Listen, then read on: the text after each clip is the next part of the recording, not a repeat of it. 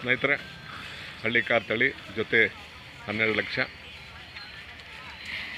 ಇಲ್ಲೇ ಪಕ್ಕದಲ್ಲೇ ಇದ್ದಾರೆ ಮರಳೂರಲ್ಲಿ, ಕೃಷ್ಣಪ್ಪ ಅಂತ ಹೇಳಿದ್ರು, ನಮಗೂ ಪರಿಚಯ ಇರೋರು. 12 ಲಕ್ಷ.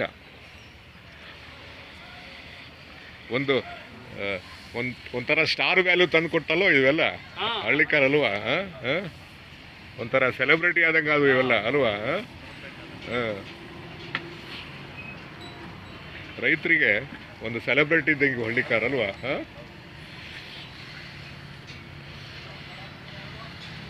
ಹೆಂಗೆ ಪರವಾಗಿಲ್ಲ ಯಜಮಾನ್ರೆ, ವ್ಯಾಪಾರ ಈ ಸಲ ಪರವಾಗಿಲ್ವಾ? ಹೆಂಗೆ ಹೋದ ವರ್ಷ ಕಂಪೇರ್ ಮಾಡಿದರೆ? ಹಾಂ ನಾವು ಸುಮಾರು ಜಾತ್ರೆಗಳೆಲ್ಲ ಹೋಗ್ತೀವಲ್ವಾ, ಘಾಟಿ ಹೋಗ್ತೀವಿ, ಆ ಕಡೆಲ್ಲ ಹೋಗ್ತೀವಲ್ವಾ?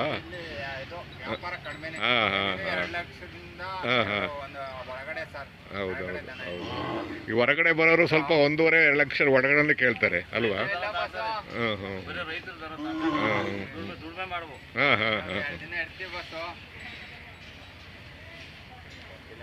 ಅಂದರೆ ಹೋದ ವರ್ಷ ಕಂಪೇರ್ ಮಾಡಿದ್ರೆ 2 ವರ್ಷ ಕಂಪೇರ್ ಮಾಡಿದ್ರೆ ಆವಾಗ ಕರೋನಾ ಬಂತಲ್ಲ, ಈಗ ಸ್ವಲ್ಪ ಪರವಾಗಿಲ್ಲ, ನಾವೆಲ್ಲ ಕಡೆ ಹೋಗ್ತೀವಲ್ವಾ? ಪರವಾಗಿಲ್ಲ. ಈಗ ಒಂದೊಂದು ಜಾತ್ರೆ ಒಂದೊಂದು ವಿಶೇಷ ಇರುತ್ತೆ. ಒಂದು ಜಾತ್ರೆ ಲಾಭ ಇರುತ್ತೆ, ಇನ್ನೊಂದು ನಷ್ಟ ಇರುತ್ತೆ, ಎಲ್ಲ ಲೆಕ್ಕ ಅಲ್ಲ. ಆಮೇಲೆ ಇನ್ನೊಂದು ಜಾತ್ರೆಯಲ್ಲಿ ಅದಕ್ಕಿಂತ ಜಾಸ್ತಿ ಲಾಭ ಇರುತ್ತೆ ಅಲ್ವಾ? ಜಾತ್ರೆಗೆ ಬಂದು ದಾಖಲೀಕರಣ ಆಗಬೇಕು ಅಲ್ವಾ? ಅದು ವಿಶೇಷವಾದ ಜಾತ್ರೆ, ಐತಿಹಾಸಿಕವಾದ ಜಾತ್ರೆ ಇದು.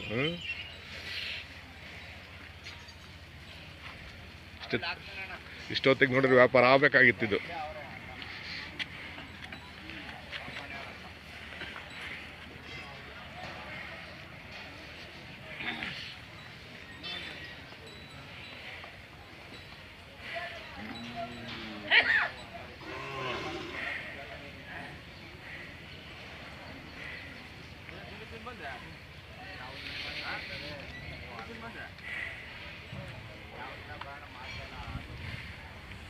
ನೋಡಿ ನಿಂತ್ಕೊಳ್ಳೋ ಭಂಗಿ, ನೋಡಿ ನಿಂತ್ಕೊಳ್ಳೋ ಭಂಗಿ, ನೋಡೋ ದೃಷ್ಟಿ, ಕಾಲುಗಳು, ಮೃದುವಾದ ಕಾಲು, ನೋಡ್ರಿ.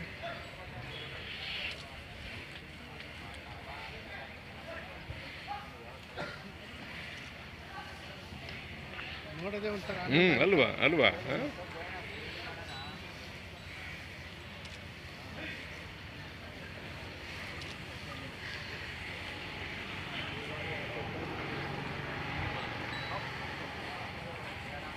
ಎಷ್ಟು ನೋಡಿದ್ರು ಸಾಲಲ್ಲ ಅಲ್ವಾ?